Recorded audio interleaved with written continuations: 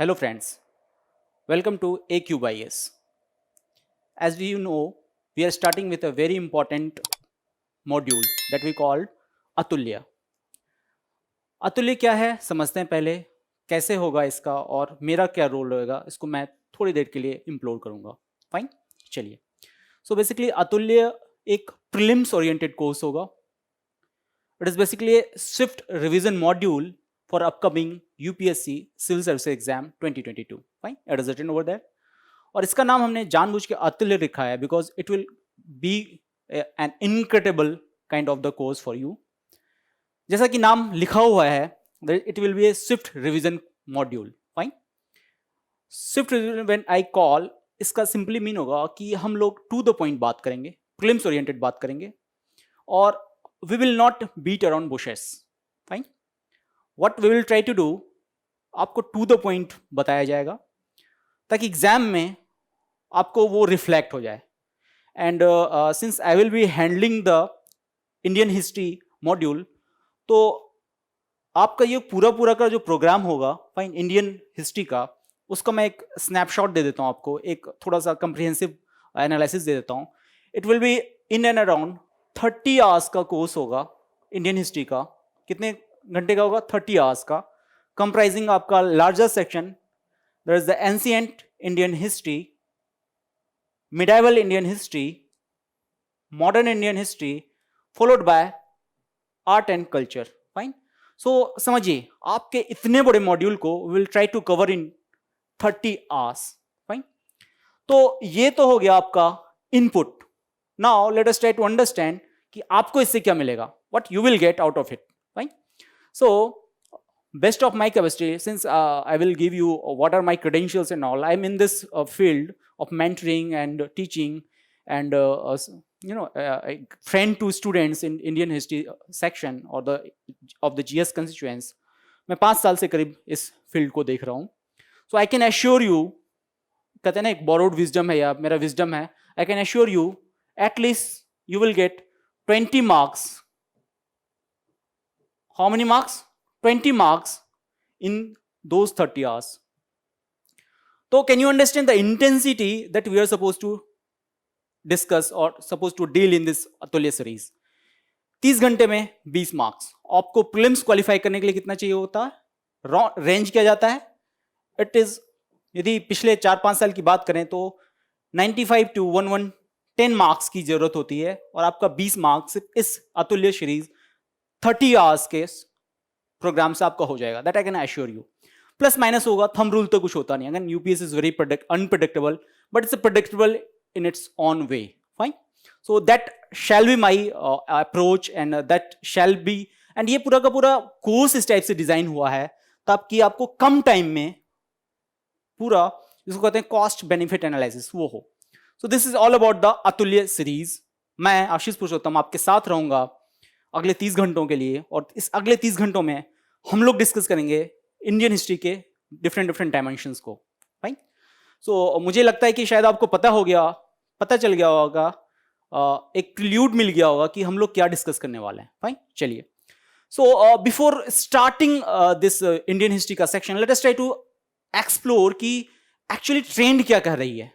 Fine. क्योंकि मैंने कहा कि मैं इस फील्ड में हूँ 4-5 साल से. मैं डिफरेंट वर्टिकल में डिफरेंट इंस्टीट्यूट के साथ काम मैंने किया है, एंड ये 40 साल का एक कंपाइलेशन है मेरे पास, जिसमें आई कैन शो यू कि किस सेक्शन से किस टाइप के क्वेश्चंस आते हैं, and accordingly we will divide our time उसके बेसिस पे. फाइन. सो इस 40 साल में अगेन मैंने कहा, जो आपका पूरा का पूरा जो मॉड्यूल डिवाइड होता है, पूरा का पूरा हिस्ट्री का मॉड्यूल जो डिवाइड होता है, लार्जली प्रीलिम्स के लिए it's ancient, medieval, art and culture and modern, ये हो गए. और कभी कभी क्वेश्चंस इस सेक्शन से भी आते हैं, जिसको हम लोग कहते हैं क्या, we call it's world history. कभी कभी आता है, 1-2 क्वेश्चन आ जाता है. राइट. सो ये इसके अलग अलग वर्टिकल्स हैं, अलग अलग इसके सब सेक्शंस हैं. फाइन. सो इन 30 घंटों में आपको ये सारे मॉड्यूल्स का कवरेज मिलेगा, वो कंप्रिहेंसिव होगा. फाइन, चलिए. So before going to this comprehensive module, let us try to explore कि क्वेश्चंस कैसे आ रहे हैं, कहां से आ रहे हैं, और हमारा टाइम कहां पे डिस्ट्रीब्यूट होना चाहिए. Let us try to understand this aspect as well. It was very important. Until unless को पता नहीं है कि गेम्स के रूल क्या हैं, you won't be able to play the game. So very simple. So let us try to understand कि किस टाइप के क्वेश्चंस आ रहे हैं, जिससे हमें किस सेक्शन पे ज्यादा फोकस करना होगा, कितना टाइम देना होगा. Accordingly will also divide our module उस टाइप से ही. फाइन, चलिए. So as you can see in the screen, on the screen that 2021, let us start from the last year itself. Ancient से 5 क्वेश्चंस आए थे, medieval से 4, modern से 9 and art and culture से 2 क्वेश्चन आए थे. फाइन. सो अगेन ये कभी फिक्स नहीं होता, मैंने कहा था थंब रूल नहीं होता, कुछ वेरिएशंस होते रहते हैं. अगेन 20 में देखते हैं कि कैसे क्वेश्चन आते हैं. सो एंशिएंट में सिर्फ एक क्वेश्चन आया था. Can you see the unpredictability of this thing. चलिए, यदि एंशिएंट में एक क्वेश्चन आया था, तो what about medieval. So let us try to understand medieval में कितने क्वेश्चन आए थे. तो मिडाइवल में आए हैं 3 क्वेश्चन. कब? 2020 में. फाइन, चलिए. जबकि मॉडर्न में 7 क्वेश्चन आए हुए थे और आर्ट एंड कल्चर से 3 क्वेश्चन आए थे. चलिए देखिए, I have the trend of 40 years, but इसकी जरूरत नहीं पड़ेगी आपको. What you need to understand कि लास्ट 5 year का ट्रेंड क्या था. Largely 90% of the question will be based out of this trend only. That I can assure you. That I can guarantee you.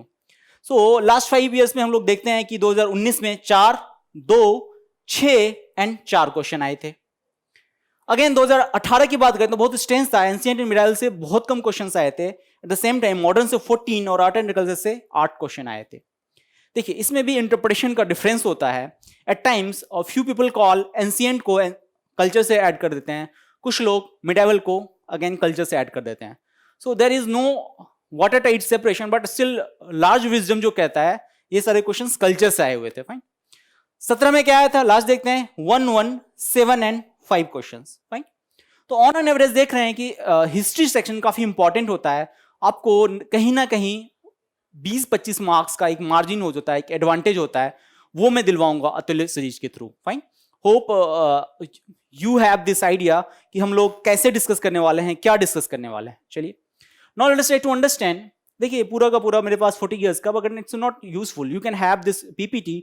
आप एक बार देख लेना, it will give you an idea. Fine. So उतना जरूरत नहीं, 5 साल का मैंने बताया, that is more than sufficient. Fine. चलिए, now let us try to understand कि क्वेश्चंस किस टाइप के आते हैं हिस्ट्री सेक्शन में. It includes modern, ancient, art and culture plus medieval. Fine. चलिए, सो देखिए, there are largely 3 types of the question जो यूपीएससी पूछती है आपके सिविल सर्विसेज प्रीलिम्स एग्जाम में, जो आपका डिसाइड करेगा कि आप क्या बनेंगे, सिविल सर्वेंट बनेंगे कि नहीं बनेंगे. फाइन. और आपने यदि हिस्ट्री को इग्नोर कर दिया, हिस्ट्री को बोरिंग समझ के इग्नोर कर दिया, तो बहुत दिक्कत हो जाएगी, बिलीव मी. तो 3 टाइप के क्वेश्चन आते हैं. एक तो फैक्चुअल क्वेश्चन आता है, एकदम फैक्ट बेस्ड होगा, जिसका कोई अल्टरनेटिव होता है. उसको आपको क्या करना पड़ता है, कई बार आपको रट्टा मारना पड़ता है. I am sorry to say it, but मारना पड़ता है रट्टा कई बार. It's a fact as well. कुछ क्वेश्चन जो आते हैं कंसेप्चुअल आते हैं, कुछ नहीं. Largely most of the questions in this section shall be कौन सा, कंसेप्चुअल. और ऑफ लेट ये कंसेप्चुअल क्वेश्चन का जो एक ट्रेंड है काफी बढ़ गया है.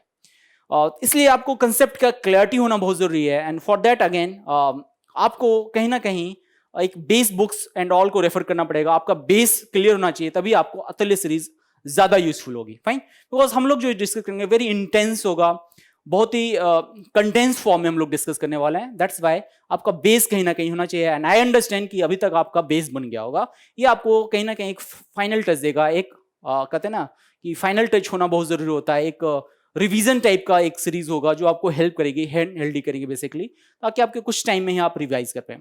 And third type of the question is again current affairs based. Again, it's an oxymoron kind of the statement when I say there will be a current affairs based question out of Indian history or current affairs. Very oxymoron kind of the statement, but still yes, there will be. For example, अभी कोई राखी गढ़ी में, धोलावीरा में कुछ यदि discovery हुई है, कुछ मिला है हड़प्पन सिविलाइजेशन के ऊपर, तो बेसिकली करंट टाइम का चीज चल रहा है, कंटेम्प्रेरी टाइम का चीज चल रहा है. बट अगेन सिलेबस में ये कहाँ आएगा, इंडियन हिस्ट्री में आएगा. इंडियन हिस्ट्री में कहाँ आएगा, हड़प्पन सिविलाइजेशन वाले पार्ट में, एंशिएंट वाला पार्ट होगा. भाई सो हम लोग इस पर भी एक हॉक्स आई रखते हैं. हमारा एक सीरीज भी है हॉक्स आई सीरीज, वहां पे आप जाके देख सकते हैं, चीज़ों को एक्सप्लोर भी कर सकते हैं. वहाँ आपको अगेन 360 व्यूज मिल जाता है. मेंस पर्सपेक्टिव होते हैं, प्रीलिम्स पर्सपेक्टिव होते हैं एंड ऑल होता है. So what I am trying to say you कि आपको कहीं ना कहीं कुछ चीज़ों को सप्लीमेंट भी करना पड़ेगा, समझना भी पड़ेगा, और कहीं ना कहीं आपको एक पैनी नज़र रखनी पड़ेगी करंट अफेयर्स के चीज़ों पर. चलिए ठीक है. अब देखते हैं कि लार्जर हम लोग कवरेज क्या होगा. तो एंशिएंट के लिए हमारा शुरुआत जो करेंगे हम लोग वो हड़प्पन सिविलाइजेशन से करेंगे. Then we will move to the Vedic and post Vedic civilisation. After that again we will go to the various Mahajanpadas and like Magad हो गया, द गुप्ताज हो गया एंड ऑल हो गया. Meanwhile, we will discuss the various philosophies of the ancient India. For example, Buddhism, Jainism, Hindu या सनातन धर्म, और फिर अपना जैन जो भी होती हैं, अपना जितने भी चारवाक थ्योरीज हैं, या फिर शून्यवाद है, विशिष्टवाद है, अद्वैतवाद है, वो सारा हम लोग फिलोसफिकल एस्पेक्ट में डिस्कस करेंगे. Then will discuss about the science and tech in ancient time, followed by last में जो हम लोग डिस्कस करेंगे मिसलिनियस टॉपिक्स, कुछ जो बचे खुचे होंगे जो कहीं पे ऐड नहीं होता, वो हम लोग एक बार डिस्कस कर लेंगे. That will be the entire guideline of again किसका, एंशिएंट इंडियन हिस्ट्री का. Similarly we will go with what modern अपने मिडाइवल वाले पार्ट में भी जाएंगे. विल स्टार्ट विथ जहां से क्वेश्चंस आ रहे हैं, बहुत ही टच एंड गो होगा मिडाइवल वाला, क्योंकि देखिए मिडाइवल का यदि ट्रेंड जो सजेस्ट करता है कि आपको मिडाइवल में अगेन कॉस्ट बेनिफिट एनालिसिस नहीं होता उतना करने का, आपको कुछ टर्म्स आते हैं, कुछ इंपॉर्टेंट एस्पेक्ट आते हैं, आपने वो कर लिया तो या तो आपको आ रहा था या तो नहीं आ रहा था, नहीं आ रहा था तो आपको कई बार रिस्क लेके छोड़ना पड़ता है. Again this is all about the decision making capabilities. Ultimately decision making से ही आप डिस्ट्रिक्ट मजिस्ट्रेट बनेंगे, जो सिंपल सा एक हम लोग फंडा बोलते हैं वो होता है. एंड मॉडर्न में again there are 8 topics that we will try to discuss and we will have cut short. For example आपके स्क्रीन पे भी आएगा कि मॉडर्न के क्या क्या पार्ट हैं. फॉर एग्जांपल मॉडर्न, क्योंकि मैं इसलिए मॉडर्न का स्पेसिफिक फोकस कर रहा हूं क्योंकि यहाँ पे क्वेश्चंस ज्यादा आते हैं, तो let us try to understand ये 8 टॉपिक्स कौन कौन से जहां से क्वेश्चंस ज्यादा आते हैं. तो 8-9 क्वेश्चंस आएगा इसमें भी, और इसमें 8 टॉपिक को मैंने डिवाइड कर रखा है. That starts with the transition in the 18th century of India. 1-2 question से रहते हैं. British empire and policies in India, for example economic policy of the Britishers और otherwise administrative policy of the Britishers, इसमें भी 1-2 question रहते हैं. इसके बाद revolts and socio religious movement आता है, जिस पे भी 1-2 क्वेश्चंस होते हैं. फॉर एग्जांपल 1857 का रिवोल्ट या पीजेंट रिवोल्ट या किसान आंदोलन, इससे जो होगी. Plus socio religious movement, for example ब्रह्म समाज या फिर प्रार्थना समाज या फिर रनाडे का कोई भी ऐसा कुछ होगा, तो उसमें भी ऐसे ऐसे क्वेश्चन रहेंगे. फाइनली जो बहुत ही इंपॉर्टेंट होता है, that is the Indian national movement. इसको 2 पार्ट में डिवाइड किया जाता है, Indian national movement 1.0 and Indian national movement 2.0. Again ये कोई ऑफिशियल डिवीजन नहीं है, मैंने खुद से इजाद किया है, क्योंकि अभी के टाइम में ऐसे ही टर्मिनोलॉजी चल रहे हैं जो आपको समझ में आए, जो आज का कंटेम्प्रेरी चल रहा है. फाइन. उसके बाद जो क्वेश्चंस आते हैं वो कहीं ना कहीं important personalities and governor general of the India से आते हैं, और इसमें भी कहीं ना कहीं 1-2 क्वेश्चंस रहते हैं, ज्यादा नहीं रहते, लेकिन अगेन वो अगेन आपको यदि आ रहा होता तो आप अच्छे से कर लेते हैं. उसके बाद कम्युनलिज्म एंड पार्टीशन के ऊपर लार्जली 1-2 क्वेश्चन आता है कि पार्टीशन में क्या हुआ था, रेड क्लिफ कमीशन जब बैठा था, बॉन्डी कमीशन जब बैठा था, उसके क्या एस्पेक्ट थे, या फिर गवर्नमेंट ऑफ इंडिया एक्ट 1947 या फिर इंडिपेंडेंस एक्ट के क्या क्या एस्पेक्ट थे, वो आ जाएगा. और 1-2 क्वेश्चन कहीं ना कहीं पोस्ट इंडिपेंडेंस से भी रहता है. फॉर एग्जांपल बॉन्डी रीऑर्गेनाइजेशन एंड ऑल के ऊपर 1-2 क्वेश्चन रह सकता है. तो लार्जली जो आपको इंपॉर्टेंट होता है फ्रॉम द 1 to 6 बहुत ही इंपॉर्टेंट है, और इसको फोकस करेंगे. Fine. That is again the indicative topics, और जो इसको हम लोग कहते हैं कि ज्यादा हाई इंटेंसिटी टॉपिक्स जो हैं यही सारे हैं. उसके अलावा छोटे मोटे फ्रिंज टॉपिक जो होंगे उसके ऊपर हम लोग ज्यादा डिस्कस नहीं करेंगे. Try to understand again, it's a very concise, very condense. Discuss full length में करने लगे तो बहुत टाइम लगेगा, आपको बेनिफिट नहीं मिलेगा. कॉस्ट बेनिफिट है, आपने 30 घंटे इन्वेस्ट किए हैं तो आप लोग एटलीस्ट 20 मार्क्स आपको रिफ्लेक्ट होने चाहिए. That is our purpose. चलिए ठीक है. Now again that will valid question कि आप लोग इतनी चीजें कर रहे हैं तो बुक्स कौन सा होना चाहिए. तो बुक्स अगेन मैं बार बार बोलता हूं कि try to be a collector and not the book collector. इसका क्या मतलब है कि आप कलेक्टर बनिए, सिविल सर्वेंट बनिए, आईएएस बनिए, आईपीएस बनिए, आईआरएस बनिए, बट आप बुक कलेक्टर मत बनिए. बिकॉज बुक कलेक्शन करने लगे तो बहुत सारा टाइम आपका अगेन वेस्ट हो जाएगा. बुक कलेक्शन में ही पढ़ना बहुत कम बुक होगा. हम जैसे लोग जो इस फील्ड में हैं, जिन्होंने अलग अलग लेवल पे एग्जाम दिया है, जिन्हें कुछ टाइम से हम लोग पढ़ा रहे हैं 4-5 साल से, तो हमें एक over the period of time समझ में आ गई है. तो will give you the condense form जो टू द पॉइंट होगा, जो एग्जाम ओरिएंटेड होगा वही होगा. But still for the NCERTs और एकेडमिक बुक्स जो आप रेफर कर सकते हैं उसकी लिस्ट दी गई है यहाँ पे. फॉर एग्जाम्पल एंशिएंट के लिए आर एस शर्मा बहुत अच्छी बुक है. मेडावल के लिए सतीश चंद्रा पुरानी वाली अगेन अच्छी है. कल्चर के लिए an introduction to the Indian art part 1 of class 9 is very standard book जिसको हम लोग फॉलो करते हैं. और मॉडर्न के लिए बिपिन चंद्रा के द्वारा लिखी हुई एनसीईआरटी है. हिंदी इंग्लिश दोनों में एनसीईआरटीज अवेलेबल होती हैं, आप कर सकते हैं. अगेन जो हम लोग अतुल्य सीरीज चला रहे हैं उसमें भी हम लोग बाइलिंगुअल यूज करेंगे ताकि हम लोग दोनों टाइप के अपने ऑडियंस को कैटर कर सकें. चलिए एकेडमिक बुक्स में सिर्फ एक बुक पढ़नी है, आप कोई भी एक बुक पढ़ सकते हैं. What I prefer is 2 type of the book. Indian Struggle for the Independence. इसकी लैंग्वेज बहुत ही सिंपल है, बिपिन चंद्रा ने लिखी है. एंड दूसरी बुक है फ्रॉम प्लासी टू पार्टीशन जो अगेन शेखर बंदोपाध्याय ने लिखी. इसकी लैंग्वेज थोड़ी कॉम्प्लिकेटेड है, थोड़ी सी एकेडमिक लैंग्वेज है, but again it's your choice, आप कोई सी बुक दोनों में से उठा के पढ़ सकते हैं. Rest there are other books like Sumit Sarkar and there are other books like Krishna Reddy, it's your choice. लेकिन बुक कोई एक रखिएगा. Loyal, be loyal with your books at least. Fine.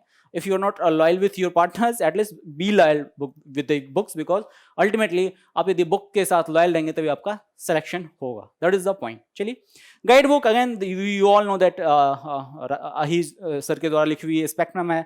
You can go it, but I generally don't recommend. But again आपके वहां पे जो last में दिया हुआ है summary of any chapter, you can go through it. It will help you out last moment revision के लिए. It's very important. चलिए, नाउ ये तो हो गया. Now let us try to understand जो टुडेज टॉपिक जो है वो स्टार्ट करते हैं.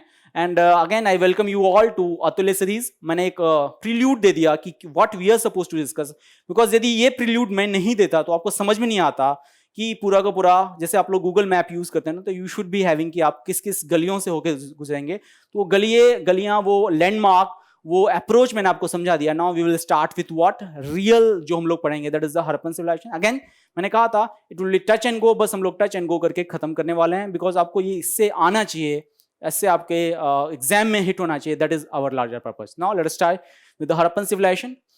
तो Harappan civilisation we will talk about, इसके डिफरेंट एस्पेक्ट हैं. देख लेते हैं इस टेबल के थ्रू कि इसमें क्या क्या डिफरेंट एस्पेक्ट हैं और क्या क्या इंपॉर्टेंट क्वेश्चंस आ सकते हैं.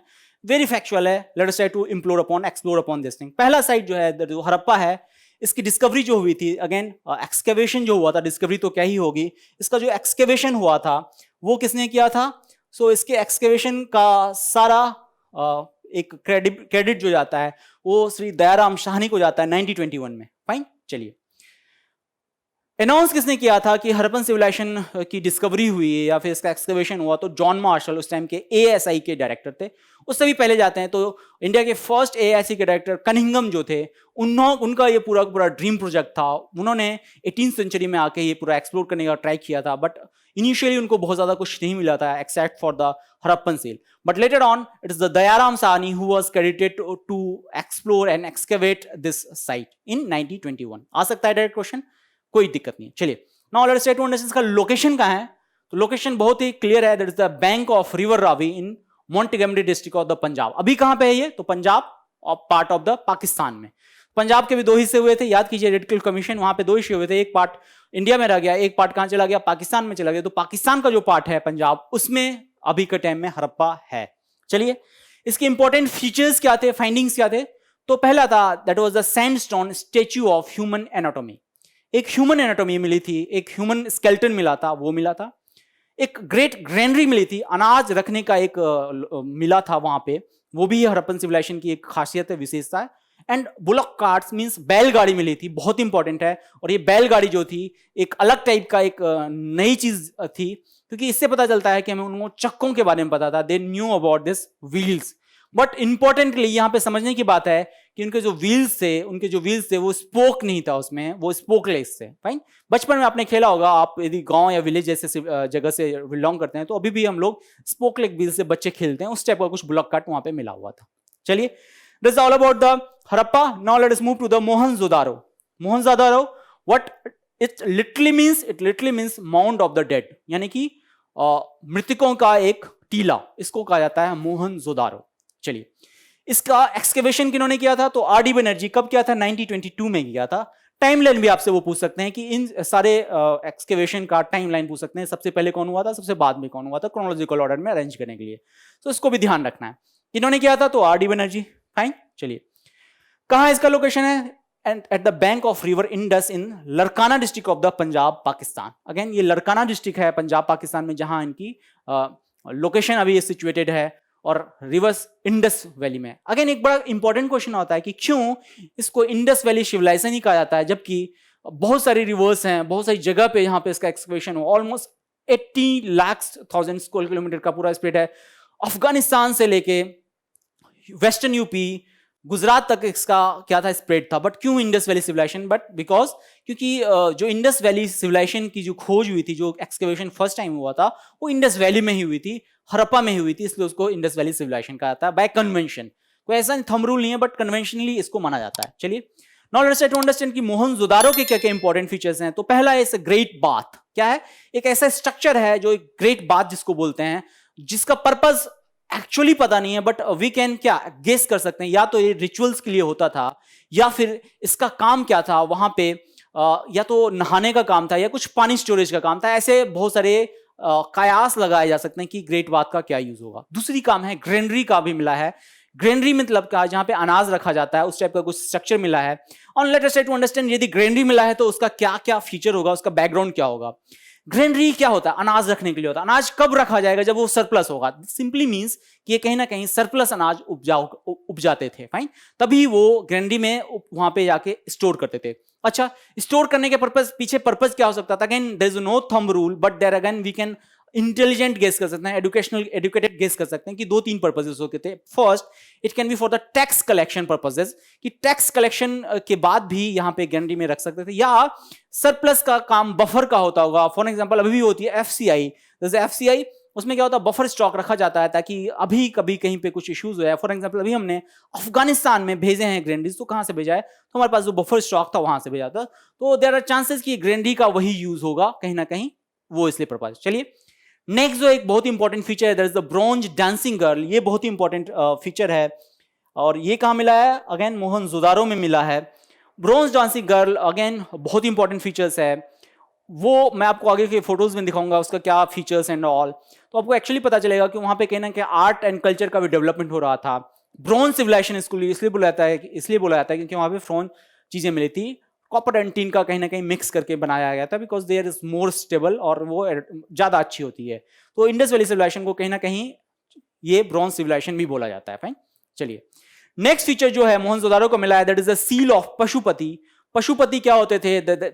यहां पे भी एक इंटेलिजेंट गेस किया गया, या तो ये कोई इंपॉर्टेंट पर्सन होंगे कहां के? इंडस वैली सिविलाइजेशन के, या पशुपति गॉड होंगे कहां के? इंडस वैली सिविलाइजेशन के। बिकॉज ट्राई टू अंडरस्टैंड कि इंडस वैली सिविलाइजेशन पूरी की पूरी जो थी वो नेचर वॉरशिप करती थी, वहां पे कोई रिलीजन का भी डेवलपमेंट नहीं हुआ था। Largely it was secular society, और ऐसी सोसाइटीज में इस टाइप की सील मिलती है तो उसके क्या पर्पसेस होते हैं हम लोग बस एक गेस कर सकते हैं, इंटेलिजेंस गेस कर सकते हैं।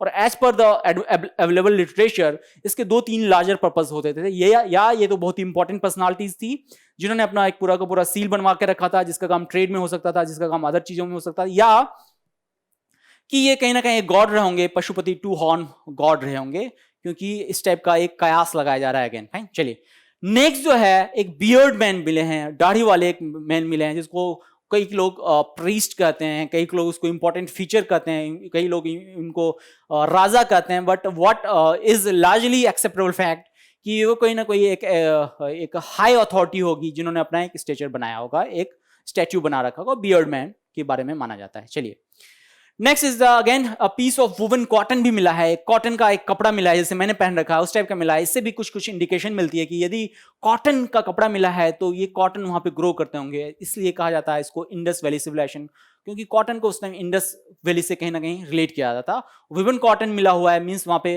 बुनाई सिनाई का भी उनको आइडिया था। वेरी इंपॉर्टेंट, मीन्स वहां पे कॉटन का प्रोडक्शन होता था, लोगों को कपड़ा पहनने का सेंस था, इट्स वेरी इंपॉर्टेंट। फाइन, तो वो कपड़ा पहनते थे। लार्जली कहा जाता था कि सिंगल पीस का कपड़ा पहनते थे, जैसे अभी वन पीस होता है वो इस टाइप का कपड़ा पहनते थे। चलिए this is all about the Mohenjodaro. Next is the Sutkagendor, ये स्टेनिन ने की थी, कब की थी? 1929 में खोज की थी। लोकेशन कहां है? तो बलूचिस्तान, याद कीजिए पाकिस्तान का बलूचिस्तान कहा जाता है ना, बलूचिस्तान ज्यादा एंशिएंट है पाकिस्तान से। रीजन यही है क्योंकि यहाँ पे क्या था, इंडस वैली सिविलाइजेशन का एक बहुत ही इंपॉर्टेंट एस्पेक्ट है, ये प्लेस मिली हुई है, इसलिए कहा जाता है बलूचिस्तान इतना इंपॉर्टेंट है। इसलिए वहां पे कहीं ना कहीं एक कहां पे सेपरेटिस्ट टेंडेंसीज, सब नेशनलिज्म का ग्रोथ है। इसके पीछे एक एंशिएंट रीजन आप यदि पूछे तो ये भी हो सकता है, क्योंकि वहां पे एंशिएंट सिविलाइजेशन के ट्रेसेस मिले। चलिए इसका क्या इंपॉर्टेंट था? तो इंपॉर्टेंस क्या था? तो it used to be a trade point between Harappa and the Babylon. इसके बारे में माना जाता है क्योंकि देखिए अभी भी आप बलूचिस्तान में देखेंगे तो एक बहुत बड़ा पोर्ट है, ग्वादर पोर्ट है, जो चाइना के डेवलपमेंट, चाइना के हेड से बना रहे हैं, सीपीईसी का पार्ट है, तो वो भी ट्रेड के लिए है, बिकॉज इट कनेक्ट्स पाकिस्तान और China with other countries like Saudis and the Central Asias and other Southeast Asian other countries as well. Fine. So कहीं ना कहीं ये ट्रेड पॉइंट था बिटवीन उस टाइम में भी हड़प्पा और बेबीलोन के बीच में। फाइन, तो इसका ये इंपॉर्टेंट है। नेक्स्ट जो इंपॉर्टेंट साइट है दैट इज द चानुंदारो, जिसकी खोज की थी एनजी माजुमदार ने। कब की थी? 1931 में की थी, 1931 में करी थी। इसकी क्या लोकेशन क्या है? तो ये है सिंध में, पंजाब सिंध पाकिस्तान, इंडस रिवर में। कहां पे है? अगेन इंडस रिवर में। इसके इंपॉर्टेंट फीचर्स क्या है, let us try to understand. तो यहाँ पे क्या बीड मेकिंग शॉप्स की मिली हैं, जो बीड्स होती हैं, गहने टाइप का चीज होता है, उसकी एक दुकान मिली है। एंड यहाँ पे एक फुटप्रिंट मिला है, डॉग चेजिंग ए कैट, एक बिल्ली के पीछे भागते हुए कुत्ते का फुटप्रिंट मिला है। शायद या तो वो एक ऑस्पिशियस ओकेजन होता है जिसको वो लोग रजिस्टर करते होंगे, या फिर वो कुछ नई चीजें बन रही होगी, कुछ नया पेवमेंट बन रहा होगा जहां पे ये एक्चुअली हुआ होगा, उसके फुटप्रिंट अभी भी प्रिजर्व हो गए हैं। Very interesting point. फाइन, चलिए नेक्स्ट जो इंपॉर्टेंट हरप्पन साइट है दैट इज अमेरी। इसकी भी खोज किन्होंने करी थी? एनजी माजुमदार ने करी थी। कब करी थी? 1935 में की थी। कहां हुई थी? तो on the bank of the Indus river. और इस यहाँ के मिला है एंटीलोप का एविडेंस मिला है। Antelopes means Heron's and all के कहीं ना कहीं एविडेंसेस मिले हैं। कई क्वेश्चन आ गया कि इंडस सिविलाइजेशन के जानवर कौन थे, तो आपको देख के पता चल जाएगा कि एंटीलोप वहां पे होते थे, हिरन्स होते थे। फाइन, बारहसिंगा एंड ऑल। चलिए नेक्स्ट साइट जो बहुत ही इंपॉर्टेंट है, काली बागान, जिसका लिटरली मीन होती है ब्लैक बंगाल। ये मिला है कहां पे? तो राजस्थान में। राजस्थान में कहां मिला है? घग्गर रिवर में, ठीक है ना। घग्गर रिवर जो बहुत इंपॉर्टेंट रिवर अभी भी है राजस्थान की। और किसी खोज किसने की थी? एक्सकैवेशन किन्होंने की थी? तो घोष साहब ने करी थी, 1953 में करी थी, आजादी के बाद हुई थी ये। फाइन, चलिए इसमें क्या क्या इंपॉर्टेंट फीचर्स थे तो देख लेते हैं एक बार, let us try to understand. तो फायर अल्टर मिला था, जहां पे फायर अल्टर समझते होंगे, अभी भी यज्ञ होता है, एक त्रिकोना टाइप का चीज होता है जहां पे यज्ञ होता है, वहां पे ही वो फायर अल्टर मिला हुआ। तो बहुत इंपॉर्टेंट खोज है, यूपीएससी बराबर पूछती है क्या क्या मतलब। चलिए राजस्थान में है तो यू कैन गेस कि यहाँ पे क्या मिला होगा? कैमल्स के बोन मिले हैं, यानी कि ये कैमल्स जो है यहाँ का इंडिजिनस है, एटलीस्ट हम लोग ये कह सकते हैं, क्योंकि उसके बोन्स हरप्पन सिविलाइजेशन से भी मिला है, जो बहुत ही ओल्ड सिविलाइजेशन है, बहुत ही पुरानी सिविलाइजेशन है। चलिए उसके बाद क्या मिला है? वुडन प्लॉग मिला है, खेती के लिए हल जो होता है वो मिला, वो वुडन का मिला है। प्रिजर्व मिला है, ठीक है ना। तो वो बहुत इंपॉर्टेंट है, इससे पता चलता है कि वो खेती जो होती थी वो एक्चुअली प्लगिंग होती थी वहां पे, अच्छे से खेती जो करते थे प्लगिंग के थ्रू ही करते थे। बहुत इंपॉर्टेंट फीचर है। कहां मिला है? तो काली बगान राजस्थान में। नेक्स्ट जो है again very important site, that is the Lothal. Lothal कहां पे हुई है? तो एन.आर. राव ने की थी। कहां पे? 1953 में करी थी। और लोकेशन कहां है अभी के मॉडर्न इंडिया में? तो गुजरात का भोगावा रिवर के पास, गल्फ ऑफ कैम्बी में। कहां पे? Gulf of Cambay. यदि गल्फ ऑफ कैम्बी में होगा तो क्या मिलेगा? यहां पे डॉकयार्ड मिलेगा। डॉकयार्ड मींस जहां पे शिप्स आके रहती हैं, शिप्स आके स्टेशन होती हैं, एंकर होती हैं। फाइन, लेकिन ये जो डॉकयार्ड मिला है इसके ऊपर बहुत सारी थ्योरीज हैं। अभी ऑफ लेट मैंने पढ़ा था कहीं पे कि जो डॉकयार्ड है ये शायद पानी का रिजर्वायर भी हो सकता है। ऐसा कुछ भी नहीं है कि डॉकयार्ड था, बट एक ऐसा स्ट्रक्चर मिला है जो देख के लगता है कि डॉकयार्ड था। चलिए, और यहीं पे डॉकयार्ड है तो it's was the first man made port in India कह सकते हैं, या फिर एशियन सबकॉन्टिनेंट कह सकते हैं, यहीं पे मिला था। कई बार क्वेश्चन आ सकता है। नेक्स्ट जो इंपॉर्टेंट फीचर है इस जगह का, that is the rice husk, जो भूसी होती है राइस की, वो यहाँ पे मिला हुआ है। यहाँ पे भी फायर अल्टर मिले, और बहुत ही इंपॉर्टेंट फीचर जो मिला है कि चेस प्लेइंग बोर्ड्स मिले हैं, एविडेंसेस मिले हैं कि हड़प्पन पीपल भी कहीं ना कहीं क्या करते थे? चेस प्लेइंग करते थे। उनको अम्यूजमेंट का कहीं ना कहीं शौक था, उनको खेलने का शौक था, और चेस वहां का एक इंपॉर्टेंट फीचर हुआ करता था। तभी तो देखिए विश्वनाथ आनंद इतनी बार हमारे यहाँ क्या बने? वर्ल्ड चैंपियन बने हैं, क्योंकि हमारे जीन्स में चेस का खेलना है, हम लोग इसलिए बने हुए हैं। चलिए नेक्स्ट जो इंपॉर्टेंट साइट है दैट इज द सुरकोटाडा। क्या है? सुरकोटाडा। फैन, किसकी खोज किन्होंने करी थी? जेपी जोशी जी ने करी थी। कब के कहां है ये पे? तो गुजरात में है। और यहां पे जो मिला है that is the bone of the horses and the beads मिला है।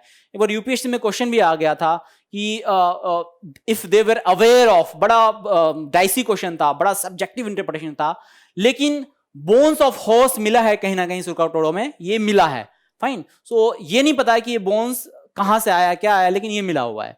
सो यहाँ पे यूपीएससी ने एक अलग लेवल का क्वेश्चन पूछ लिया था, यही ब्यूटी है यूपीएससी की। फाइन, चलिए नेक्स्ट क्वेश्चन जो साइट है, इंपॉर्टेंट साइट है, बनावली है, जिसकी खोज आर.एस. बिस्ट जी ने करी थी 1947 में।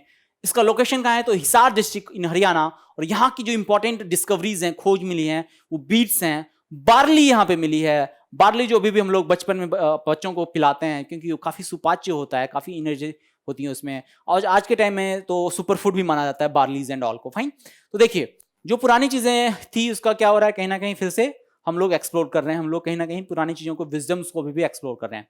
नेक्स्ट जो इसका बहुत ही इंपॉर्टेंट फीचर है that is the evidence of both pre Harappan culture. ये कहीं ना कहीं एक मिक्स साइट है जहां पे प्री हड़प्पन कल्चर के भी एविडेंसेस मिले हैं, जो अपने पुराने के मीजोलिथिक एंड ऑल फीचर्स से, एंड यहाँ पे हड़प्पन कल्चर के सिविलाइजेशन मिले। तो ये कहीं ना कहीं बहुत ही इंपॉर्टेंट साइट हो जाता है बनावली। नेक्स्ट जो है दैट इज धोलावीरा, इसकी भी खोज RS बिस्ट जी ने करी थी, 1985 में करी थी। कहां पे है? तो Gujarat, run of Kutch, Kutch festival याद कीजिए, व्हाइट सैंड्स, और यहां पे मिला है क्या? धोलावीरा, जहां पे भी एंशिएंट सिविलाइजेशन के ट्रेसेस हैं, और यहां पे मिला है वाटर हार्नेसिंग सिस्टम के एविडेंस, वाटर रिजर्वायर मिले हैं। क्यों मिला होगा? यू ट्राई टू अंडरस्टैंड कि गुजरात जो है वो क्या है? ड्राउट प्रोन एरिया है, वहां पे बारिश कम होती है, कहीं ना कहीं अभी भी वो फीचर्स, अभी भी हमारे क्लाइमेटिक चेंजेस हैं, तो उस चीज को बफर बनाने के लिए, उस चीज को ओवरकम करने के लिए इन्होंने क्या किया होगा? वाटर हार्नेसिंग सिस्टम की डिस्कवरी करेगी, खोज करी होगी, और उन्होंने वहां पे इंप्लोर भी किया होगा, और उन्होंने वहां पे एस्टेब्लिश कर दिया होगा। Fine. So these are the most important features of the important sites of the Indus valley civilisation. हमने काफी शॉर्ट में डिस्कस किया, बिकॉज क्वेश्चंस ऐसे ही आएंगे आपको, कौन सा कहां हुआ था, उसकी खोज किसने करी थी, क्या टाइमलाइन था, किस जगह पे, या फिर उसकी इंपॉर्टेंट डिस्कवरीज या इंपॉर्टेंट फाइंडिंग्स क्या हैं। That is all about the Indus valley civilisation. Now let us try to understand थोड़ा बहुत हिस्ट्री, बिकॉज ये भी इंपॉर्टेंट होता है। यदि आप हिस्ट्री नहीं जानेंगे तो ये सारी चीजें याद रखनी भी काफी इंपॉर्टेंट होगी, भूल जाएंगे आप, क्योंकि आपको कनेक्शन नहीं होगा। Now I will go to the थोड़ा बहुत हिस्ट्री, कैसे इसकी डिस्कवरीज एंड ऑल हुई थी। Let us try to understand this aspect as well. चलिए, तो माना जाता है it was first urban civilisation in South Asia.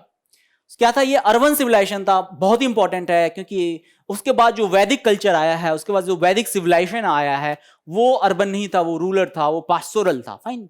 But at the same time जो इंडस वैली सिविलाइजेशन है वो अर्बन सिविलाइजेशन है, बहुत इंपॉर्टेंट है। चलिए, and it is considered contemporary to Mesopotamia and the Egypt. बहुत इंटरेस्टिंग पॉइंट है, जब शुरुआत में इसकी डिस्कवरी हुई थी तो जो ने कहा, जॉन मार्शल और कनिंघम, इनका ये मानना था, या फिर इंडियन हिस्टोरियंस का बहुत सारा मानना था, कि basically it's a branch of या offshoot of what? Mesopotamian civilisation and the Egyptian civilisation. But बाद में पता चला कि हमारा इंडिपेंडेंट ओरिजिन है, हमारा इंडिपेंडेंट क्या है, हमारी इंडिपेंडेंट अस्तित्व है हमारा। इसीलिए कहा जाता है कि ये हमारे कहीं ना कहीं we are, this is a cradle of Indic civilisation in the South Asia. Fine. चलिए, मेसोपोटामिया क्या है? तो it's region on South West Asia and Tigris and Euphrates river system के पास है। और मेसोपोटामिया शब्द का अर्थ क्या होता है? दो चीजों से मिला होगा। पहला is the meso, means between, and the potamos means river. तो बिटवीन टू रिवर्स हो गया, इसको कहा गया Mesopotamia. Just to give you a perspective कि मेसोपोटामिया मींस होता क्या है। Now let us try to understand कि हड़प्पन सिविलाइजेशन का एरिया क्या था। तो हड़प्पन सिविलाइजेशन का एरिया मैक्सिमम जो था that is 8 lakh square kilometre, we can see. ये था। यूपीएससी में नहीं आएगा, बट आपको थोड़ा बहुत रफ आइडिया होना चाहिए, कहीं ना कहीं आपको पता होना चाहिए। चलिए, इट्स नॉट 8 लाख, बस थोड़ा सा अगेन 80,000 ओनली। फाइन। चलिए, कायदा ही सैकड़ा, हजार, 10,000, लाख, सैकड़ा नहीं, 1 लाख ही है, सॉरी 1 लाख ही है। फाइन। चलिए, कोई बात नहीं। Now historian call it the Indus valley civilisation. क्यों कहा? मैंने बता दिया आपको कि ये इंडस वैली सिविलाइजेशन क्यों कहा गया। चलिए, क्योंकि Harappa was the first archaeological site to be discovered, that's why it got the name what? Harappan civilisation. Because archaeology में एक कन्वेंशन होता है, जो पहली साइट का डिस्कवरी हुई उसी के ऊपर नाम हो जाएगा, नहीं तो काफी लड़ाइयां होगी। आज के टाइम में तो काफी चीजें विवादित हो जाती हैं, इसलिए इसका पहले से एक कन्वेंशन मिला गया है, जिसकी खोज पहले होगी वहीं पे उसका सिविलाइजेशन का माना जाएगा कि वहीं से वो शुरुआत हुई है। चलिए, शेप क्या था पूरे हड़प्पन सिविलाइजेशन का? तो ट्रायंगुलर इन शेप था। यू कैन सी, आप यदि देखेंगे तो एक लार्ज जो एक रफ पिक्चर मिलता है, picture is given background, you can see it, ठीक है ना। So this is the extension, जहां पे आप लोग देख सकते हैं from the what, from the modern day Afghanistan up to the western UP, और कहीं ना कहीं up to the Gujarat, Lothal तक इसका एक्सटेंशन था, सोमनाथ तक का इनफैक्ट इसका कहीं ना कहीं एक्सटेंशन था। यू कैन सी राखी गरी, जो कहीं ना कहीं कहां पे? वेस्टर्न यूपी में है। और ये देखिए तुर्तगई, जो कहां पे है? अपने अब मॉडर्न डे अफगानिस्तान में है। और ये देखिए हमारा कहां? सोमनाथ या फिर लोथल देखिए, जहां पे रन ऑफ कच्छ के आसपास अभी भी देखिए यहां पे विवाद है काफी, ठीक है ना। तो कहीं ना कहीं इसका एक्सटेंशन काफी वास्ट था। उसका शेप जो था वो लार्जली क्या था? ट्रायंगुलर शेप था। क्या था? ट्रायंगुलर शेप था। ये आप देख सकते हैं, इस टाइप का कुछ ना कुछ इसका एक्सटेंशन था, जो अभी के अफगानिस्तान, वेस्टर्न यूपी और गुजरात देख सकते हैं आप। और इसका एक्सटेंशन मैंने पहले बता दिया, इतना बड़ा था। फाइन, बहुत बड़ा है, बहुत बड़ा है। आज के टाइम से देखा जाए तो एक देश के साइज का एक्सटेंशन है। चलिए, एक्सटेंस देख लें। रफली covers modern day Rajasthan, Punjab, Haryana, Gujarat, Pakistan, ये लिखा हुआ, प्लस अफगानिस्तान भी कहीं ना कहीं है, बिकॉज ये वाला जो साइट है ये अफगानिस्तान में मिला हुआ है। फाइन। चलिए, जो इंपॉर्टेंट फीचर है मॉडर्न, हमने पहले डिस्कस किया, इट वाज अर्बन सिविलाइजेशन। ये क्या था? मॉडर्न सिविलाइजेशन था, काफी अर्बन था। इसका जो सबसे इंपॉर्टेंट फीचर है that is again town planning, इसकी काफी इंपॉर्टेंट फीचर हुए। टाउन प्लानिंग क्या है? Let us try to understand. तो the most interesting urban feature of the Harappan civilisation is it's a town planning. क्या है? चलिए, it is divided into two parts, a citadel और acropolis on higher mount on the western side and a lower town on the eastern side of the settlement. Now let's try to understand कि इसका क्या meaning हुआ होगा। तो basically देखिए, जो बड़े लोग होते हैं, जो इन्फ्लुएंशियल लोग होते हैं, उनका घर बड़े होते हैं, जनरली होते हैं। फाइन, अंबानी जी का एंटीलिया जो है काफी बड़ा है, उसके आसपास आप देखेंगे छोटे छोटे घर होंगे। क्यों? कि वो इंपॉर्टेंट पर्सन है उस एरिया के। तो it is considered the Citadel जो था, जो एक एक्रोपोलिस था, वो कहीं ना कहीं किसी इन्फ्लुएंशियल पर्सन का रहा होगा उस टाइम के, इसलिए वो अलग था। राजा तो नहीं थे, लेकिन कहीं ना कहीं कोई बड़े लोगों का वो घर हुआ करता था। और सामान्य जन, common people used to be live on what, on that lower side, जिसको कहते हैं डाउन टाउन आज के टाइम में वेस्टर्न सिविलाइजेशन में, वो था।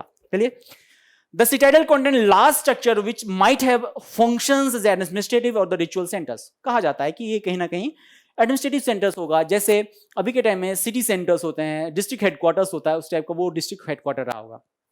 चलिए, और जो रेसिडेंशियल बिल्डिंग थी कॉमनर्स के लिए, वो बनी हुई थी किसकी? लोअर टाउन में, वो ब्रिक्स की बनी हुई थी और बर्न ब्रिक्स की बनी हुई थी। बहुत इंपॉर्टेंट फीचर है कि बेक्ड ब्रिक की वहां पे घर बने हुए थे। जो अभी के टाइम में आप देखेंगे कि जो हमारे घर बनते हैं, नॉर्मल घर बनते हैं, वो किससे? बर्न और बेक्ड ब्रिक्स के ही बनता। तो इसलिए कहा जाता है कि हड़प्पन कल्चर इतना एडवांस था, क्योंकि वहां पे क्या, ब्रिक लेइंग कल्चर और ब्रिक लेइंग टेक्नोलॉजीज का उनको पता था। चलिए, next important feature is the city planning that रफली फॉलोड ए ग्रिड पैटर्न। क्या था? ग्रिड पैटर्न था।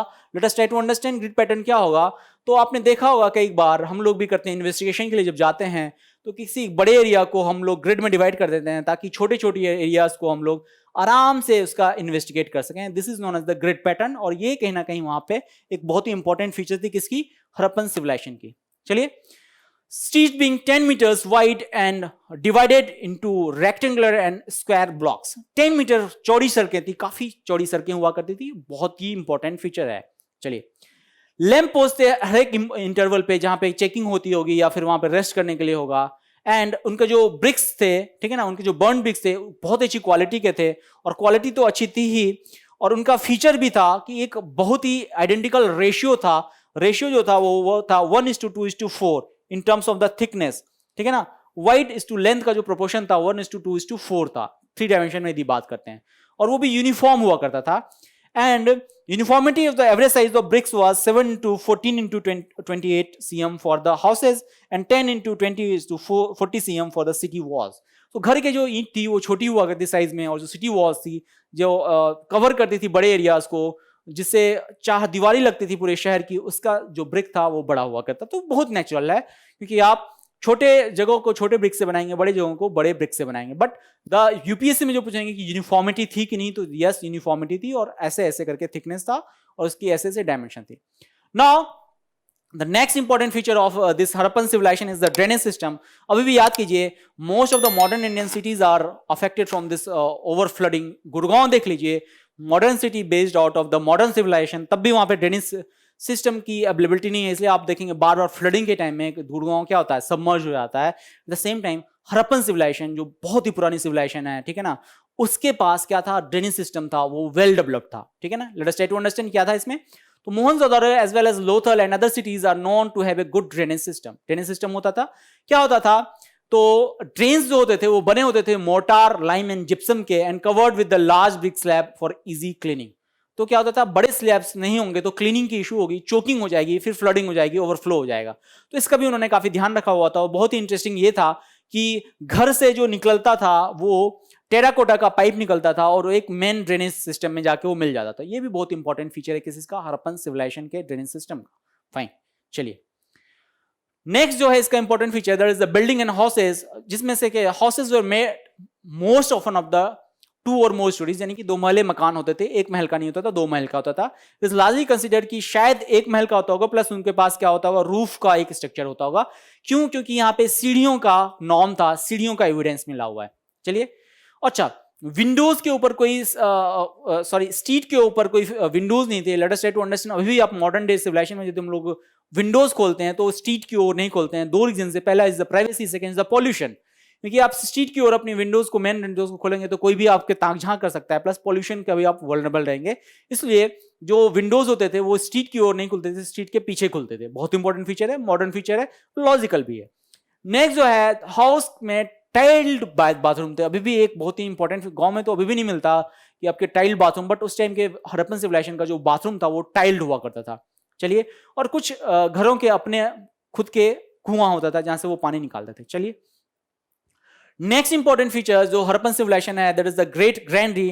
Now let us try to understand कि ग्रेट ग्रैंडरी क्या थी, इसके क्या फीचर्स थे। तो ये एक बड़ी मिस्ट्री बिल्डिंग मानी जाती है जो एटलीस्ट 60 मीटर लॉन्ग है, बहुत बड़ी है, 60 मीटर ब्राउंड है, इसलिए इसको ग्रेट ग्रैंडरीज कहा गया। And it contain 6 long halls which are raised above the ground by walls. ऊपर देख ले, आप फोटो में देख सकते हैं इसका फीचर। चलिए, आज के टाइम के आर्कियोलॉजिस्ट इसको कहते हैं कि इसको ग्रेट हॉल्स कहते हैं, since way clearly the largest non building discovered in the Indus cities. Indus cities के सबसे बड़ी बिल्डिंग्स में ग्रेट ग्रैंडरीज का नाम आता है, जिसको अभी के टाइम के लोग ग्रेट हॉल्स कहते हैं, क्योंकि ग्रैंडरीज कहना कहीं ना कहीं एविडेंस उसके पीछे चाहिए, उसको ग्रैंड हॉल करने लगे। ये इंपॉर्टेंट फीचर था। नेक्स्ट जो है इंपॉर्टेंट फीचर इसका है ये great public bath eight Mohenjodaro, और एक पब्लिक बाथिंग सिस्टम थी जो मोहनजोदारो, मैंने पहले बोला, मिला हुआ था, जो 55 मीटर लॉन्ग और 55 मीटर इंटू 35 मीटर लॉन्ग थी, और bathing pool situated in the middle of the public bath.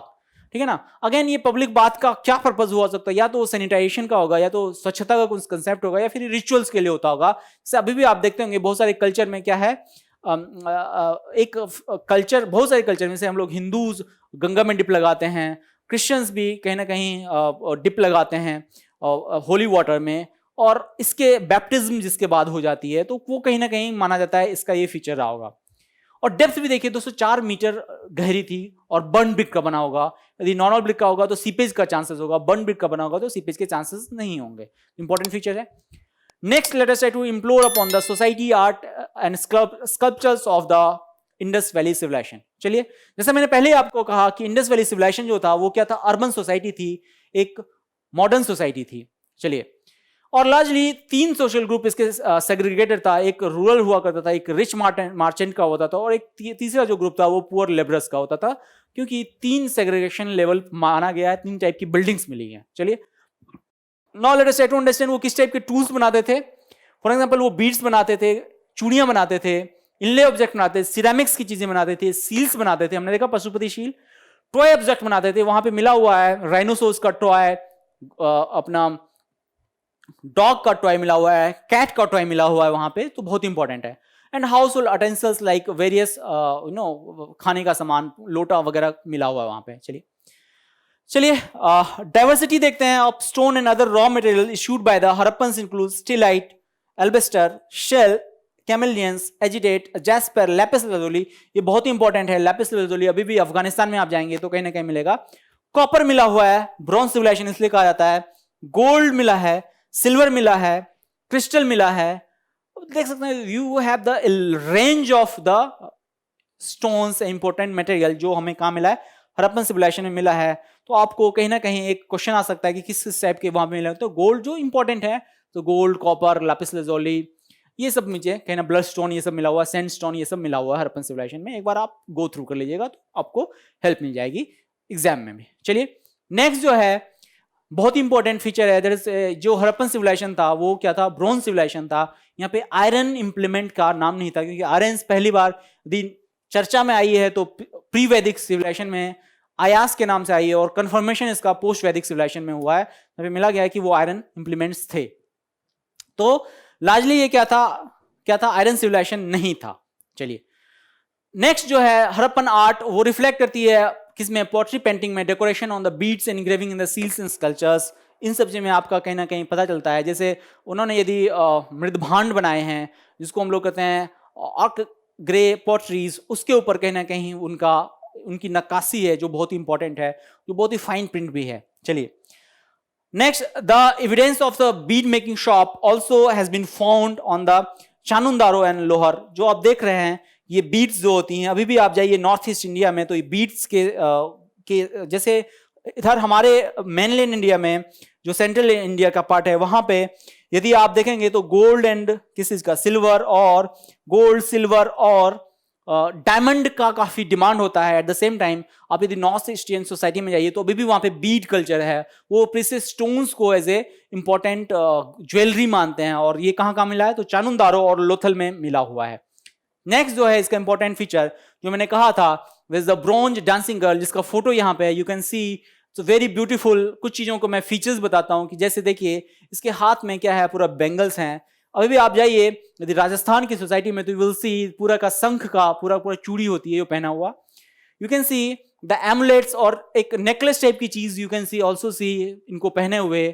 और जो इनका पोस्चर है, although it's not tribhanga position but somehow it is related to the tribhanga positions. Fine, tribhanga पता होगा, यूपीएससी में क्वेश्चन आया हुआ है। Although it is not exactly the replica of the tribhanga position, because आप समझिए बहुत पुरानी सिविलाइजेशन है, उस टाइप में पूरा परफेक्शन के साथ इस टाइप का स्कल्पचर बनाना बहुत ही मुश्किल होता होगा। चलिए, इसी को कहा गया dancing girl of the Mohenjodaro. चलिए नाउ देखिए क्या है ये, तो it is probably best known in the west for its bronze figurative sculpture. Fine, क्योंकि अच्छा नाम डांसिंग गर्ल क्यों रखा, बिकॉज फर्स्ट टाइम जिसकी डिस्कवरी हुई थी जो जॉन मार्शल ने कहा था, जॉन मार्शल ने उनको डांसिंग गर्ल का नाम दिया था, इसलिए इसको नाम डांसिंग गर्ल ही रखा गया। इट इज नॉट क्लियर कि ये सही में डांस कर रही है कि नहीं कर रही, लेकिन पोस्चर से लगता है कि ये डांस ही कर रही है। फाइन, चलिए। Also, they also produce a variety of the stone sculptures and red-colored terracotta sculptures featuring images of dancing girl as well as animal like cows, deers, monkeys, dogs, plus a number of identified hybrid animals and anthropomorphic figures seen mostly in Harappan satellite seals. तो कहीं ना कहीं एक range of the animals भी वहां पे मिले हैं। गाय के एविडेंसेस हैं, भालू के एविडेंसेस हैं, बंदरों के एविडेंसेस हैं, राइनोसोर्स के हैं, एंटीलोप्स के एविडेंसेस हैं, टाइगर्स हैं, लेकिन लायन नहीं है। फाइन, और हम्प्ड बुल की है, अगेन भैंस का वहां पे कहीं ना कहीं एविडेंसेस है, हाथी के एविडेंसेस हैं। तो दीज आर द एविडेंसेस जो हमें वहां पे मिले हैं, जहां के क्या तो बोन्स मिले या फिर एविडेंसेस मिले हैं या फिर नक्काशियों में वहां पे कहीं ना कहीं इनका पोर्ट्रेयल है। इससे हमें पता चलता है कि वहां के एनिमल्स उस टाइम में क्या कह रहे होंगे। तो इट सिंपली सेज कि वो पूरा ग्रीन एरिया रहा होगा, तभी ये सारे एनिमल्स, एक variety of animals are present over there. Fine, चलिए। Next is the important feature in the society, art and culture of that Harappan civilization is the art of making pottery. Pottery क्या होता है, तो pottery अभी भी देखते होंगे आप, निर्माण जिसको बोलते हैं, उसको बनाया था। और इसके ऊपर क्या था, पिक्चरोग्राफिक स्क्रिप्ट थे potteries के ऊपर। potteries बनी हुई थी, उसके ऊपर कहीं ना कहीं पिक्चर्स बने हुए थे, काउज के, राइनोसोर्स के, अपने एलिफेंट के and etc. Fine. Also most of the जो पॉटरी है प्लेन थे, बट कुछ में क्या मिला हुआ था, पिक्चरोग्राफिक फोटोज भी बने हुए थे, वहां पे बने हुए थे। Now this Indus valley civilisation consist mainly of what, तो wheel made of wares, both plain as well as painted, while the plain potteries में more common than the painted ware. तो यहाँ पे प्लेन वेयर्स के काफी कहीं ना कहीं इंपॉर्टेंस है, पेंटेड वेयर मिले थे बट बहुत कम मिले थे। Now terracotta figurines are quite important feature of Harappan civilisation और the Indus valley civilisation. Terracotta क्या होता है, तो मिट्टी की बने होते हैं, इसको बेक किया जाता है, ये काफी इंपॉर्टेंट होता है। अभी रिसेंटली आपके गोरखनाथ मंदिर जहां पे है, दैट इज द यूपी, जहां से आपके उत्तर प्रदेश के मुख्यमंत्री निर्वाचित हुए हैं, वहां के टेराकोटा फिगरीन्स को जीआई टैग मिला है। फॉर एग्जाम्पल मैं आपको एक करंट से भी रिलेट कर दे रहा हूं इसको। चलिए, क्या था टेराकोटा फिगर्स, तो representation of the human form in the code form, in the एकदम से क्रूड फॉर्म में टेराकोटा फिगर्स आप देख सकते हैं इस टाइप का मिला हुआ था। Also they are more realistic in Gujarat side and the Kalibangan rather than, कहां पे हड़प्पन सिविलाइजेशन जो ओरिजिनल साइड थी वहां से ज्यादा रियलिस्टिक कहां मिला है, तो गुजरात साइड में, कालीबंगान साइड में। And the most important among the Indus figure are those representing the mother goddess, देवी माता का कहीं ना कहीं फोटो है। In terracotta we also find a few figurines of bearded male with coiled hair and their posture rigidly upright, legs slightly apart and arms parallel to the side of the body। बहुत important feature है, जिसको हम लोग योगिक posture बोलते हैं, योगिक बोलते हैं। और मदर्स गॉडेस, क्योंकि माना जाता है कि वो उन्होंने नेचर का पूजा करते थे, इसलिए मदर गॉडेस, यानी कि अभी भी पृथ्वी की जो पूजा होती है उस टाइप का कुछ फिगरीन था। चलिए, and the repetition of this figure exactly the same position would suggest that he was a deity. जो बियर्ड मेल मिला हुआ था वो बहुत जगह पे मिला हुआ, तो माना गया या तो एक डेटी थे, या देवता थे, या फिर कोई इंपॉर्टेंट पर्सन रहे होंगे इस सिविलाइजेशन के। चलिए, a terracotta mask of horned deity also has been found, जिसको मैंने कहा था पशुपति शील, ठीक है ना, पशुपति सील्स का भी वहां पे कहीं ना कहीं एविडेंस मिला हुआ है। नौ, जैसे मैंने पहले ही कहा था, वहां पे अम्यूजमेंट का भी, मनोरंजन का भी, इंटरटेनमेंट का भी कहीं ना कहीं प्रोविजन था। एंड इसको हम लोग कैसे पता करते हैं, तो टॉय कार्ड्स मिले हुए हैं, खिलौने मिले हुए हैं, किस चीज के, व्हील्स वाले, विस्टल मिले हुए हैं, रेटल्स मिले हुए हैं, बर्ड्स मिले हुए हैं, एनिमल मिले हुए हैं, गेम्स में मिले हुए हैं, डिस्क मिले हैं, कहां पे, टेराकोटा के मिले हुए हैं, जिससे ये सजेस्ट होता है कि बच्चों को इंटरटेन करने के लिए ये होता होगा। चलिए, नेक्स्ट इंपॉर्टेंट फीचर जो हड़प्पन सिविलाइजेशन का है वो है सील्स। और सील्स किस लिए होते हैं, दो तीन इसके फीचर्स हो सकते थे। पहला, या तो ट्रेडिंग के लिए सील्स का यूज होता होगा, या कहीं ना कहीं असर्शन के लिए होता होगा कि ये हमारी ज्योग्राफिकल या पॉलिटिकल और अदरवाइज टेरिटरी है। Now let's try to understand seals क्या थे।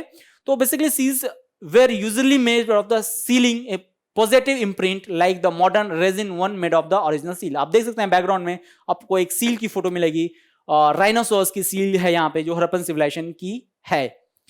चलिए, it also use in ancient time for trade, trade के लिए यूज होता था। फॉर एग्जाम्पल यदि मेसोपोटामियन सिविलाइजेशन से इसका ट्रेड हमारा था तो सील्स के थ्रू ही ट्रेड होता था, बिकॉज उस टाइम बार्टर सिस्टम था, वहां पे कोई क्वाइनेज का डेवलपमेंट तो हुआ नहीं था। चलिए, next is they also would be made of ceramics on the clay tags used as seal to rope around the bundles of the goods। अभी भी हम लोग करते हैं, आप एविडेंसेस को कहीं पे यदि फॉरवर्ड करते हैं, किसी चीज को भेजते हैं तो आप सीलिंग लगा देते हैं, तो उसके लिए भी ये यूज हुआ सकता था। And the most interesting part of the discovery relate to the seals, more than 2000 numbers made of the soapstone, terracotta and the copper. तीन चीजों को मिला है, दैट इज द सोपस्टोन, ठीक है ना, टेराकोटा और द कॉपर्स के इनको सील्स मिले हुए हैं। चलिए, और कुछ सील में ह्यूमन एंड एनिमल फिगर्स भी हैं, जैसे आप लोग बैकग्राउंड में देख सकते हैं, इस वाले फोटो में आप देख सकते हैं, जहां पे कहीं ना कहीं आपको ह्यूमन फॉर्म में सील्स मिले हुए हैं।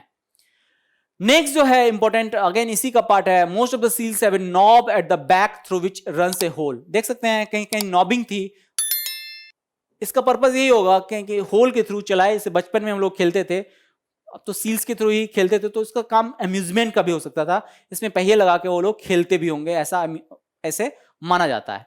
It is also said the seals were use for different association और मर्चेंट्स फॉर स्टैंपिंग पर्पसेस। ऐसा भी माना जाता है कि अलग अलग गिल्ड बना होगा, अलग अलग ग्रुपिंग ने अलग अलग टाइप की सील्स बना दी होगी, उसका लार्जर पर्पज यही होगा कि स्टैंपिंग के लिए कि ये मेरे ग्रुप का है, इस ग्रुप से ऐसे टाइप का ट्रेडिंग होगा। चलिए, they also worn round in the neck, और इनका मल्टीपल पर्पज हो सकता था, कुछ लोग इसको एज ए लॉकेट भी यूज कर सकते हैं, ये भी माना जाता है। Now let us try to understand the finance of this Indus Valley civilization.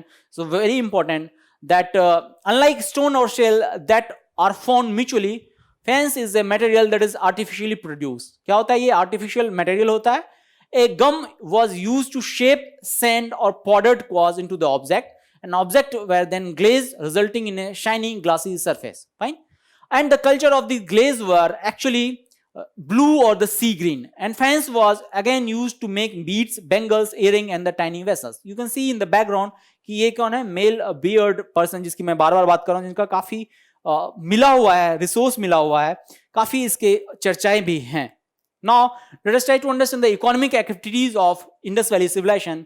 और यहाँ पे क्या था, ट्रेडिंग नेटवर्क काफी डेवलप था, इंटरनल ट्रेडिंग भी थी प्लस एक्सटर्नल ट्रेडिंग भी हुआ करती थी, और ये बहुत ही सिग्निफिकेंट फीचर है किसी की एक अर्बन इकोनॉमी की है। चलिए, लेकिन कहाँ पे मनी का कोई एविडेंस में नहीं मिला है, बार्टर सिस्टम लार्जली था, इसीलिए इसको कहा जाता है कि बार्टर सिविलाइजेशन भी था। यहाँ पे क्या होते थे, लेन देन होती थी। अभी भी आप विलेज में जाइए तो कहीं ना कहीं राइस के बदले आपको क्या मिलता है, सब्जी मिलती है, हरी सब्जी मिलती है, या हरी सब्जी के बदले आपको गेहूं मिल जाता है, that is known as a barter system.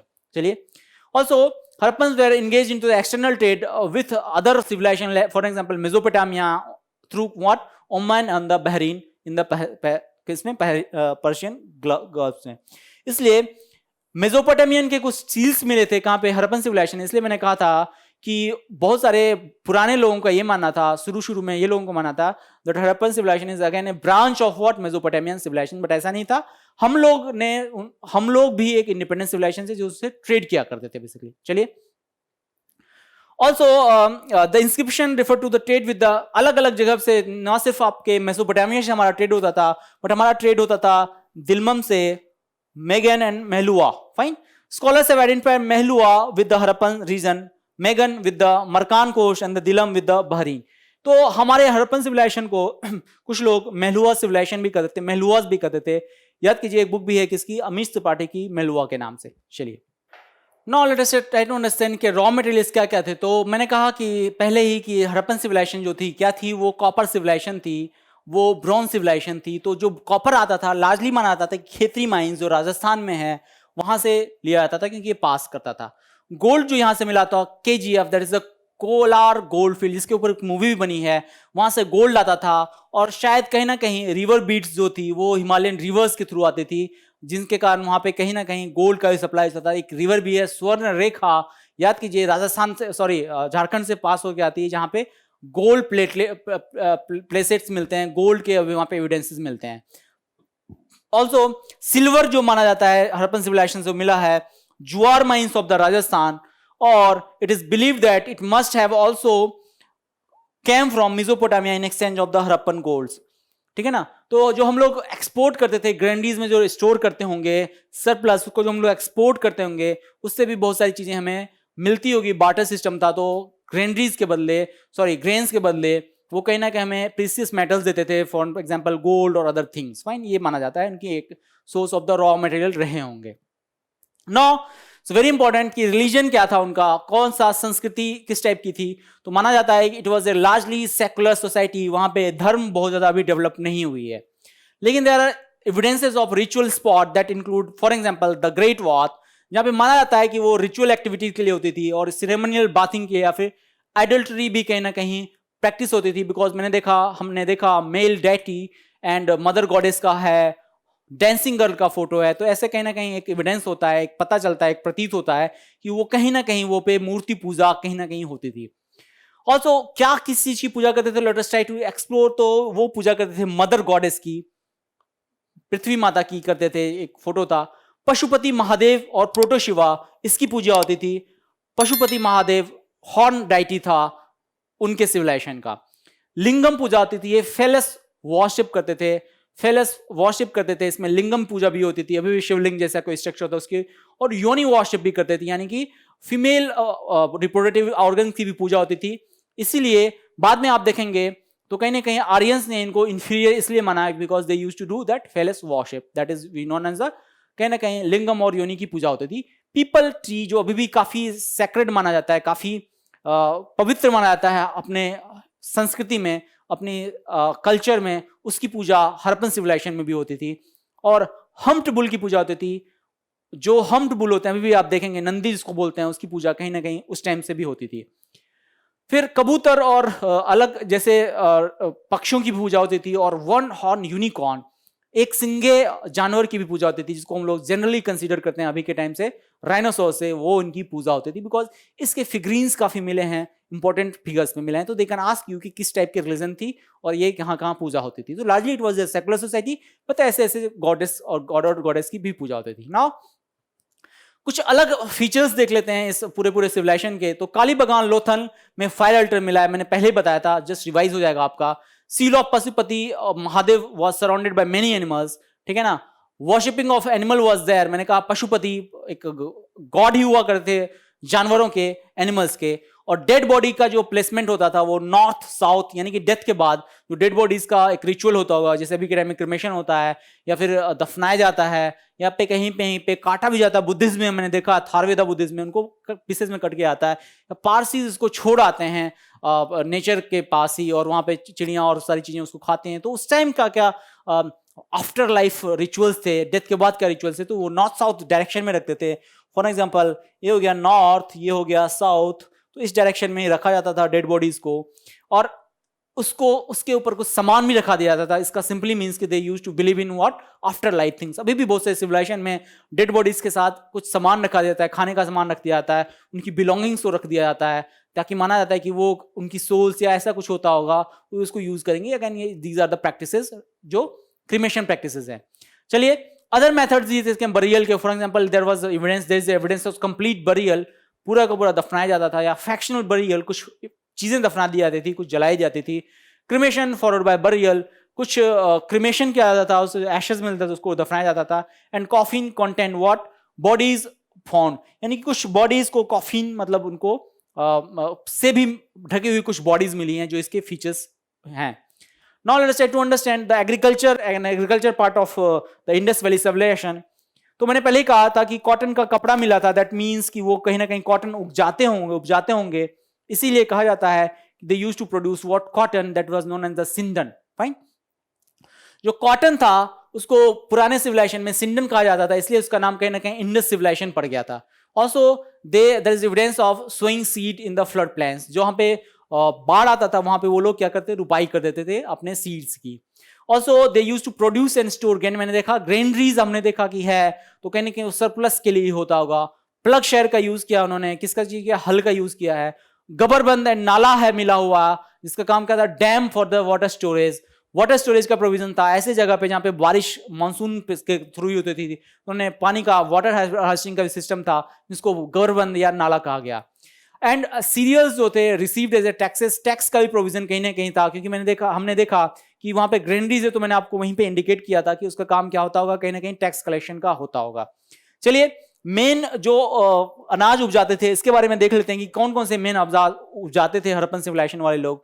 तो ये व्हीट था, बार्ली था, हॉर्स ग्राम था, पीस था, मेलन था, सिसमम था, डेट्स था, मिलेट्स थे, ग्रेप्स था, गार्लिक था एंड राइस. इतनी चीजों का वो प्रोडक्शन करते थे. बहुत इंपॉर्टेंट है, इसको आपको याद करना पड़ेगा, because they are now asking question कि पोर्तुगीज हमारे साथ क्या लाए थे या फिर ब्रिटिश हमारे साथ क्या लाए थे. तो उसको आपको पढ़ने के लिए यहां से कहीं ना कहीं कंपेयर करना पड़ेगा कि ओरिजिनली हमारे यहाँ क्या क्या होता था. तो इसको मैं फिर से रिपीट कर देता हूं. तो हमारे यहाँ गेहूं होता था, बार्ली होता था, चने होते थे, मटर होता था, मेलन होता था, मींस तरबूज एंड खरबूज जो भी बोलते हैं आप.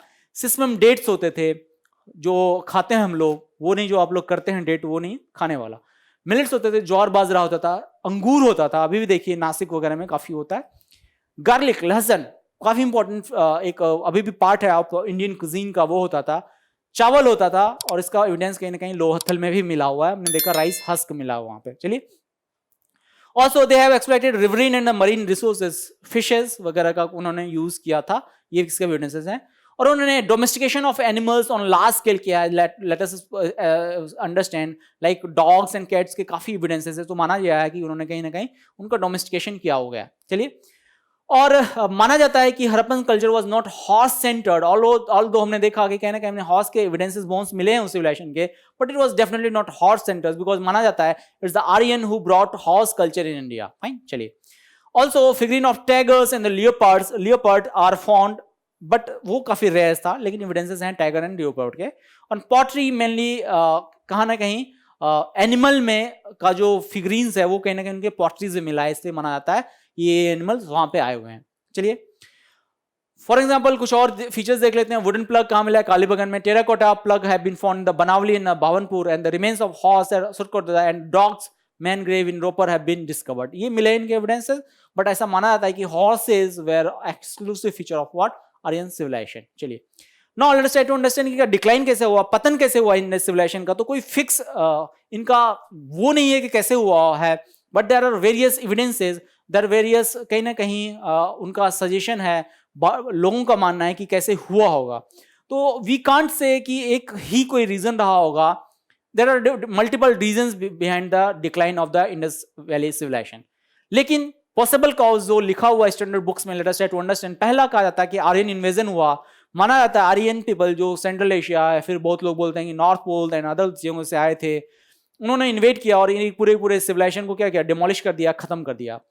दूसरा जो एक थ्योरी कहती है, ये कहती है कि ecological disturbances, for example climate change हुआ होगा, कहीं ना कहीं जो बारिश ज्यादा होती होगी वो कम हो गया होगा, या फिर कोई भूकंप आ गया होगा, या कुछ ऐसी चीजें होंगी जिसके कारण वहां के लोग डिस्प्लेस हो गए होंगे. तीसरा कहते हैं कि there is can be a change in river course, जो फर्टाइल प्लेन्स था जहां पे लोग इतनी चीजों को उपजाते थे, वो रिवर कोर्स चेंज होने के कारण लोगों ने शिफ्ट करना शुरू कर दिया और वो लोग से चले गए. नेक्स्ट जो माना जाता है कि बारिश कम होती होगी वहां पे, पहले काफी बारिश हुआ करती थी, काफी ग्रीनरी थी, बट अभी देखिए राजस्थान उस पार्ट का एरिया एरिड माना जाता है, बारिश कम होने लगी तो वहां पे पानी की कमी होगी, और पानी is the basic resource of any civilisation, basic needs of any civilisation. Next ये भी माना जाता है कि फ्लडिंग होती होगी, बारिश काफी हो गई होगी, बारिश के कारण फ्लडिंग आ गई होगी, फ्लडिंग के कारण सारा का सारे लोग की डेथ हो गई होगी, ऐसा भी माना जाता है. या फिर माना जाता है कि घग्गर, जिसको सरस्वती नदी भी बोलते हैं, कहीं ना कहीं वह तो मर गई होगी या उनकी डेड हो गई होगी, वैनिश हो गई या फिर उनकी एरिडिटी काफी बढ़ गई होगी, या ये भी माना जाता है कि अर्थक्वेक आया होगा एक बहुत बड़े लेवल का, जैसा सुनामी जापान में आया था उस टाइप का कुछ आया होगा, उसके कारण भी ये पूरा पूरा सिविलाइजेशन खत्म हो सकता है। और फाइनली ये माना जाता है कि नेचुरल कैलामिटी, जैसे अभी के टाइम में कोविड चल रहा है, प्लेग हुआ था, स्पेनिश फ्लू था, इस टाइप का कुछ हुआ होगा जिस कारण पूरी की पूरी सिविलाइजेशन का डिक्लाइन हो गया। Although there is no conclusive evidence कि यही हुआ होगा, देयर कैन बी पॉसिबिलिटीज कि इनमें कॉम्बिनेशन भी बहुत सारी चीजों का फैक्टर का हुआ होगा, इंडिपेंडेंटली भी होगा। Again this is a part of the again investigation, it's again developing consent कि कैसे इंडस वैली सिविलाइजेशन का डिक्लाइन हुआ होगा। Fine, and this is all about this Indus valley civilisation. कुछ इंपॉर्टेंट एस्पेक्ट हैं, ये वाला पार्ट डिस्कस कर लेता हूं, then we will end up our today's lecture. And देखते हैं, माना जाता है कि it is discovered that Indus valley is at least 8000 to old and not 5500 year old. अभी के कुछ कुछ रिसेंट डिस्कवरी हुई हैं। Also the researchers have found that evidence of a pre Harappan civilization that existed about at least 1000 year before this. चलिए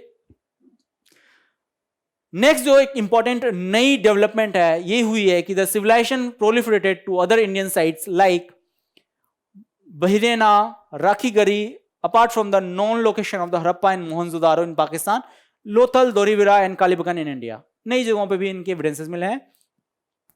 और माना जाता है कि civilization ended about 3000 year ago because of the climate change. ये भी एक नई डिस्कवरी जो उसके बारे में एक नई डेवलपमेंट है जो इंडस वैली सिविलाइजेशन के ऊपर मानी जाती है। एंड अगेन मैंने कहा कि कोई फिक्स अभी आया नहीं है, these are only probable causes of the decline of the Indus valley civilization, and कुछ फिक्स नहीं है, इसलिए आपको कभी आंसर आए तो सारा टिक क्लिक कर सकते हैं। ऑल्दो शायद इस टाइप के क्वेश्चन नहीं आए कि डिक्लाइन का क्या रीजन था, at least in the prelims, because quite subjective in nature, although mains में आ सकता है। फाइन, चलिए that's all on this topic. Hope you enjoyed our high intensity talk, and again that I suggested कि काफी touch and go होगा, important aspect ही discuss करेंगे, and that is our larger purpose only. Again, if you are liking our course, you can like or give us a feedback on the Facebook or the Instagram or the Telegram channels, or you can also watch our free videos that is of again high quality at the AQBIS channel. In case of any queries, if you want to join our course, kindly ping us or let us know at this number. That is the 9319057600. This is Ashish Purushottam signing off. Thank you.